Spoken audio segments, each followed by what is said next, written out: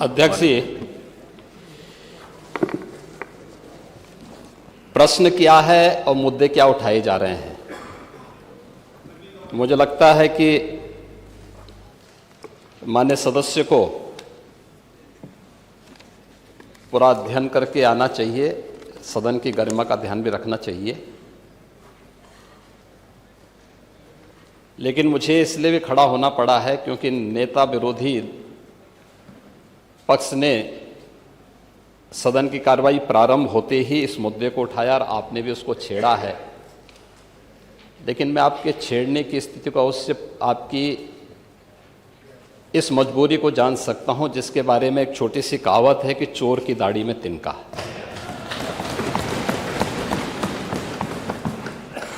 प्रश्न है नकली दवाओं के सेवन से होने वाली मौतों के बारे में, जिसके बारे में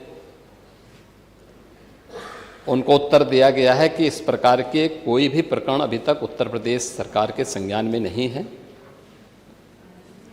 दूसरा, समय समय पर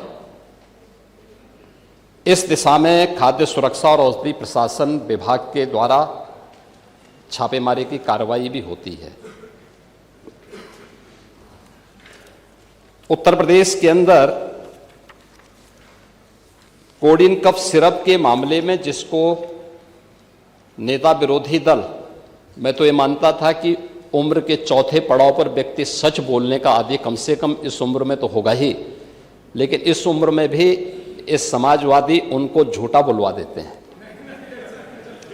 इस उम्र में तो कम से कम उसे झूठ मत बुलवाओ भाई, सच बोलने के उनको आदी होना चाहिए। और वो तो चेयर पे बैठ चुके हैं लंबे समय तक, स्पीकर के रूप में उन्होंने सदन को आगे बढ़ाया है। कोडिन कफ सिरप से उत्तर प्रदेश के अंदर कोई मौत नहीं हुई है। एक। दूसरा, इस मामले में एनडीपीएस के अंतर्गत कार्रवाई होगी। ये उत्तर प्रदेश सरकार इस मामले को कोर्ट में जीती है, उत्तर प्रदेश ने इस मामले को लड़ा है। तीसरा, उत्तर प्रदेश में इसका जो सबसे बड़ा होलसेलर, जो बड़े होलसेलर हैं, जिसको सबसे पहले एसटीएफ ने पकड़ा था 2016 में, उसको लाइसेंस समाजवादी पार्टी ने जारी किया था। जो फोटो रिलीज हो रही है, देश के अंदर दो नमूने हैं, एक दिल्ली में और एक लखनऊ में बैठते हैं। जब देश में कोई चर्चा होती है तो तुरंत वह देश छोड़ करके भाग जाते हैं। और मुझे लगता है कि यही आपके बबुआ के साथ भी हो रहा होगा। वह भी देश से फिर जाएंगे इंग्लैंड की सैर सपाटे में और आप लोग यहां चिल्लाते रहेंगे।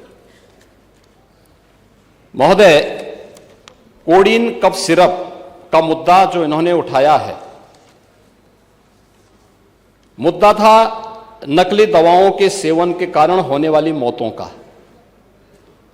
और उसके बारे में हमने पहले ही बताया है कि नकली दवा के कारण होने वाली मौत के प्रकरण की कोई भी बात अभी तक शासन के संज्ञान में नहीं आई है। और समय समय पर एफएसडीए विभाग इसको लेकर के छापेमारी करती है, कार्रवाई करती है।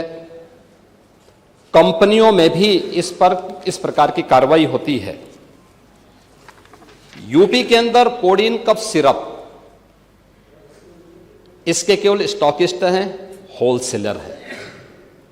इसका यहां पे प्रोडक्शन नहीं होता है।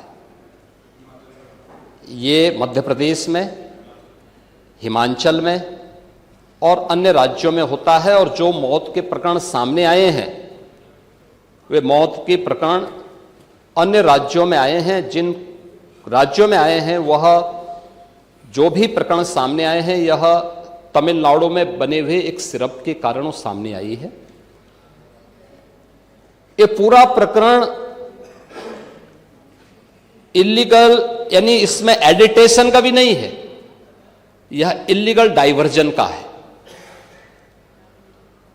इस डाइवर्जन के माध्यम से इन होलसेलर ने, जिसमें सहारनपुर का भी है, गाजियाबाद का भी है, वाराणसी का भी है, लखनऊ का भी है और कानपुर का भी है, इन लोगों ने इसको उन देशों में पहुंचाया है, उन राज्यों में पहुंचाया है जहां मद्य निषेध है, लेकिन वहां पे नशे के आदी लोगों को इसको लेने की एक आदत सी है, तो वहां पर उसका दुरुपयोग किया गया है, जबकि बिना चिकित्सीय परामर्श के इसका सेवन नहीं हो सकता, खासतौर पर बच्चों के लिए।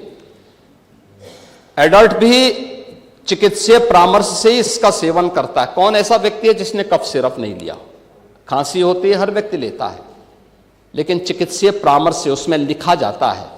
क्योंकि पढ़ाई लिखाई से आप लोगों का कोई वास्ता है नहीं, इसलिए आप लोग हमेशा इस प्रकार की बातें करते हैं।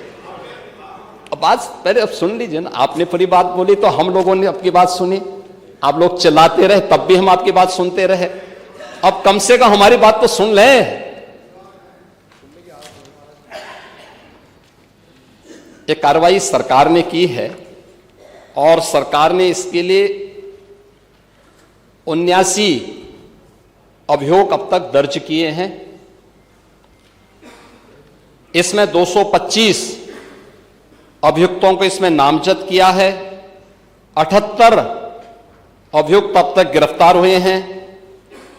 134 फर्म पर एक छापेमारी की कार्रवाई हुई है और इसमें अब तक जिन क्षेत्रों में ये आई हुई अलग अलग राज्यों से जुड़े हुए यह सभी केंद्र हैं और मुझे लगता है अगर आप इसकी गहराई में जाएंगे तो घूम फिर करके वही मामला है कि वो कहीं ना कहीं कोई ना कोई समाजवादी पार्टी से जुड़ा हुआ नेता या उनसे जुड़ा हुआ कोई ना कोई व्यक्ति उसकी चपेट में आता है। और इलीगल ट्रांजैक्शन भी जो हुआ है वो अभी आपकी लोहिया बहाने के एक पदाधिकारी के अकाउंट के माध्यम से हुआ है। एसटीएफ इसकी जांच कर रही है। इस पूरे मामले में हाई कोर्ट से उस पूरे मामले को एनडीपीएस के अंतर्गत इस मामले में मुकदमा चलना चाहिए। ये उत्तर प्रदेश सरकार ने इस लड़ाई को लड़ा है और उसको जीता है और इस मामले में कोई भी अपराधी छूटने नहीं पाएगा। और चिंता मत करिए, समय आने पर बुलडोजर एक्शन भी उसकी तैयारी भी रहेगी। उस समय चिल्लाना मत करो।